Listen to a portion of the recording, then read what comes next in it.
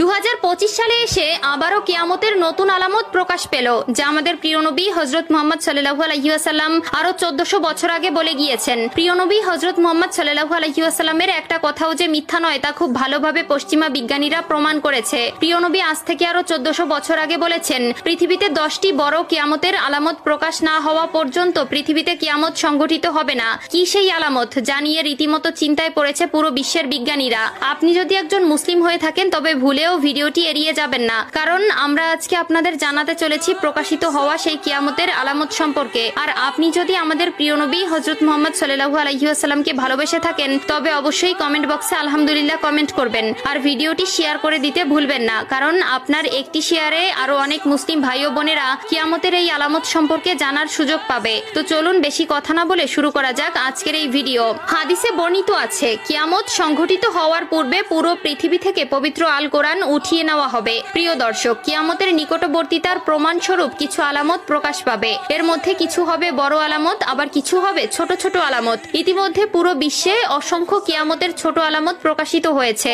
যেমন হাদিসে বর্ণিত আছে, আরবের বেদুইনরা অর্ধ উলঙ্গ অবস্থায় থাকবে, তবে তারা বড় বড় দালান কোঠা নির্মাণের প্রতিযোগিতায় নেমে পড়বে, এমনকি তাদের পায়ে জুতাও থাকবে না। বর্তমানে 2025 সালে কিয়ামতের নতুন যে আলামত প্রকাশ পেয়েছে তা হলো কিয়ামতের আগে পবিত্র আল কোরআন থেকে সকল অক্ষর উঠিয়ে নেওয়া হবে।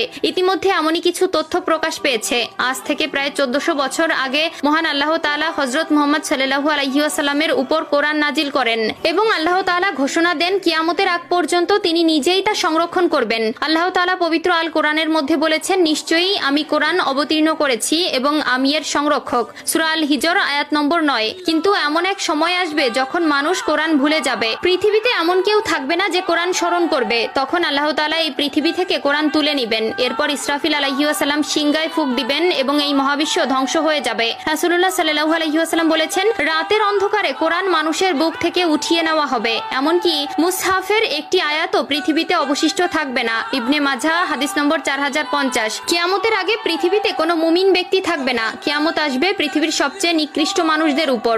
আনাস ইবনে মালিক রাদিয়াল্লাহু তাআলা আনহু থেকে বর্ণিত, রাসূলুল্লাহ সাল্লাল্লাহু আলাইহি ওয়াসাল্লাম বলেছেন, কিয়ামত ততক্ষণ শুরু হবে না যতক্ষণ না এই পৃথিবীতে এমন কেউ অবশিষ্ট থাকবে না যে বলবে আল্লাহ আল্লাহ। সহিহ মুসলিম।